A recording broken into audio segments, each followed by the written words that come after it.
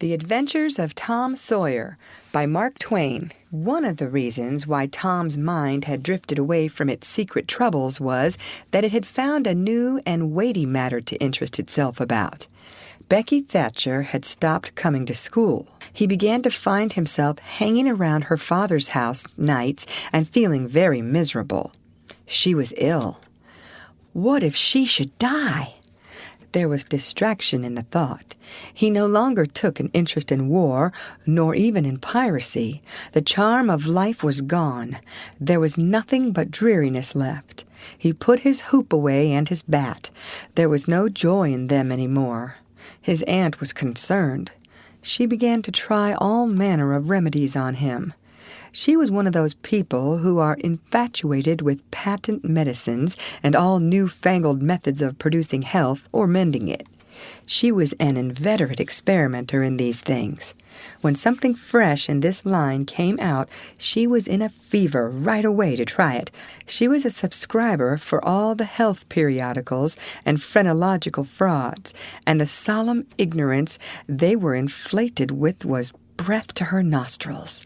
All the rot they contained about ventilation and how to go to bed and how to get up and what to eat and what to drink and how much exercise to take and what frame of mind to keep oneself in and what sort of clothing to wear was all gospel to her. She was as simple-hearted and honest as the day was long, and so she was an easy victim. But she never suspected that she was not an angel of healing and the balm of Gilead in disguise to the suffering neighbors. The water treatment was new now, and Tom's low condition was a windfall to her. She had him out at daylight every morning, stood him up in the woodshed, and drowned him with a deluge of cold water. Then she scrubbed him down with a towel like a file, and so brought him to. Then she rolled him up in a wet sheet and put him away under blankets till she sweated his soul clean, and the yellow stains of it came through his pores. Yet notwithstanding all this, the boy grew more and more melancholy and pale and dejected. She added hot baths, sitz baths, shower baths, and plunges.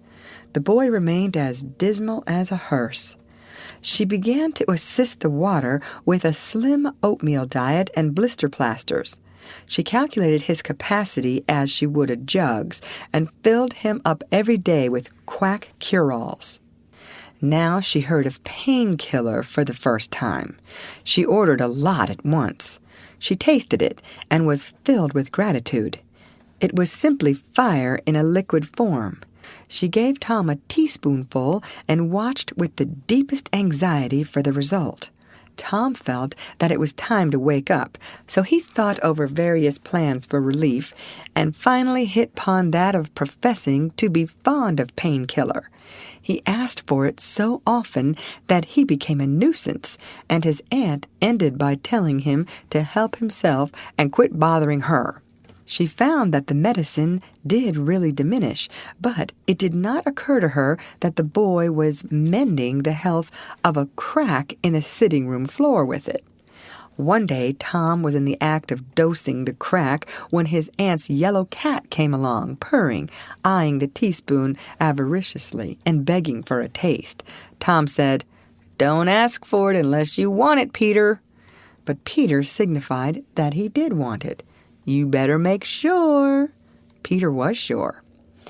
"Now you've asked for it, and I'll give it to you, because there ain't anything mean about me. But if you find you don't like it, you mustn't blame anybody but your own self."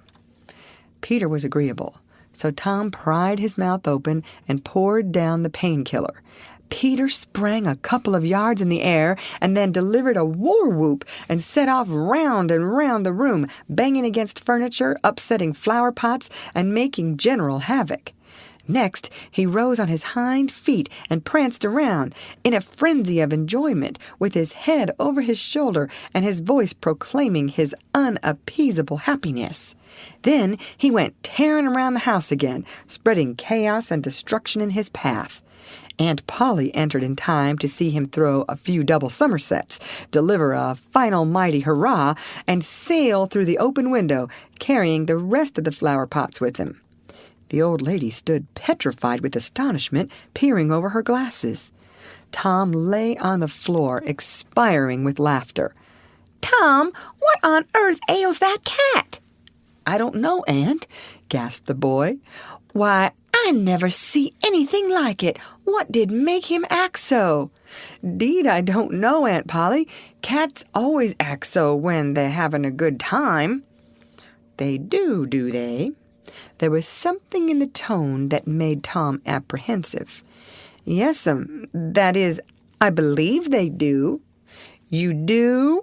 "Yes." The old lady was bending down, Tom watching with interest emphasized by anxiety. Too late he divined her drift. The handle of the telltale teaspoon was visible under the bed valance. Aunt Polly took it, held it up. Tom winced and dropped his eyes. Aunt Polly raised him by the usual handle, his ear, and cracked his head soundly with her thimble. "Now, sir, what did you want to treat that poor dumb beast so for?" "I done it out of pity for him, because he hadn't any, Aunt." "Hadn't any, Aunt? You numbskull! What has that got to do with it?" "Heaps, because if he'd had one, she'd 'a' burnt him out herself. She'd 'a' roasted his bowels out of him, 'thout any more feeling than if he was a human." Aunt Polly felt a sudden pang of remorse. This was putting the thing in a new light. What was cruelty to a cat might be cruelty to a boy, too. She began to soften. She felt sorry. Her eyes watered a little, and she put her hand on Tom's head and said gently, "I was meaning for the best, Tom, and Tom, it did do you good. I know you was meaning for the best, Auntie, and so was I with Peter. It done him good, too. I never seen him get around so since—" "Oh, go 'long with you, Tom, before you aggravate me again. And you try and see if you can't be a good boy for once. You try and see if you can't be a good boy for once. And you needn't take any more medicine."